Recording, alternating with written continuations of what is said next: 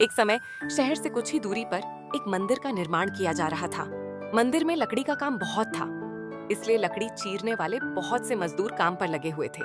यहाँ वहाँ लकड़ी के लट्टे पड़े हुए थे और लट्टे व शहतीर चीरने का काम चल रहा था। सारे मजदूरों को दोपहर का भोजन करने के लिए शहर जाना पड़ता था, इसलिए दोपहर के समय 1 घंटे तक वहाँ कोई नहीं होता था। एक दिन खाने का समय हुआ तो सारे मजदूर काम छोड़कर चल दिए।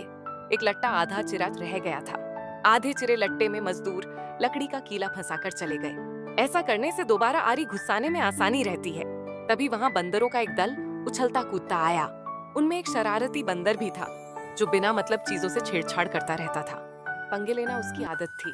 बंदरों के सरदार ने सबको वहाँ पड़ी चीजों से छेड़छाड़ न करने का आदेश दिया। सारे बंदर पेड़ों की ओर चल दिए, पर वह शैतान बंदर सबकी नजर बचाकर पीछे रह गया और लगा अड़ंगेबाजी करने। उसकी नजर अधचिरे लट्टे पर पड़ी। बस वह उसी पर पिल पड़ा और बीच में अड़ाए गए कीले को देखने लगा। फिर उसने पास पड़ी आरी को देखा, उसे उठाकर लकड़ी पर रगड़ने लगा। उससे किर्रर किर्रर की आवाज निकलने लगी तो उसने गुस्से से आरी पटक दी। उन बंदरों की भाषा में किर्रर किर्रर का अर्थ निखट्टू था। वह दोबारा लट्टे के बीच फंसे कीले को देखने लगा। उसके दिमाग में कौतूहल होने लगा कि इस कीले को लट्टे के बीच में से निकाल दिया जाए तो क्या होगा। अब वह कीले को पकड़कर उसे बाहर निकालने के लिए जोर लगाने लगा हाथों से।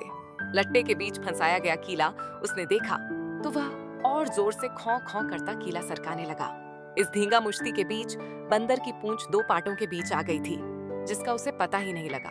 उसने उत्साहित होकर एक जोरदार झटका मारा और जैसे ही कीला बाहर खींचा, लट्टे के 2 चिरे भाग फटाक से क्लिप की तरह जुड़ गए और बीच में फंस गई बंदर की पूंछ।